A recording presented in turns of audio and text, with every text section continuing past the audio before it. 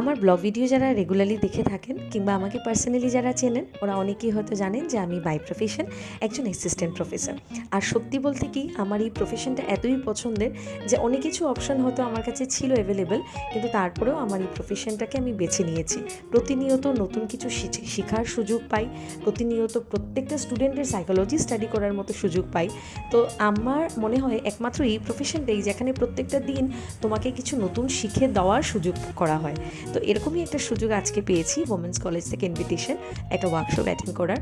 আর আমার এই কলেজের সাথে এত ভালো মেমোরিজ যে আমার চাকরির প্রথম 4টা বছর আমি কলেজের সাথে কাটাই as a part time lecturer. তারপর আমি অন্য কলেজে পেয়ে যাই। তো সেখানে গিয়ে দেখছি যে আমাদের আজকে ওয়ার্কশপের যে guest of honour professor Niranjan Roy sir, ওনাকে আমি আমার পিজি যখন করি, that is masters of commerce Assam university থেকে, তখন সেম স্কুল থাকায় আমরা ওনার ক্লাস আমরা পেয়েছি এবং ওনার সাথে অনেক আলাপ পরিচয় হয়েছে। তো ওনার সাথে আজকে পুরো দিনটা কাটাবো, ওনার লেকচার্স অ্যাটেন্ড করবো, সেই সমস্ত কিছু লিখে এনেছি। প্রিভিয়াস আমাদের অনেক কিছু কথা হয়েছে, অনেক কিছু মেমোরিজ রিফ্রেশড হয়েছে। আর স্যারের এত ভাইটাল লেকচার্সগুলো নোট ডাউন করে লিখতে খুবই ভালো লাগে। প্রথম টেকনিক্যাল সেশনটার শেষে আমাদেরকে একটা ওয়ার্কিং লাঞ্চ প্রোভাইড করা হয়। আজকের দিনটা বেশ ভালো কাটালাম সকলের মাঝে। সকলের সাথে দেখা হচ্ছে পরবর্তী ব্লগে। টাটা।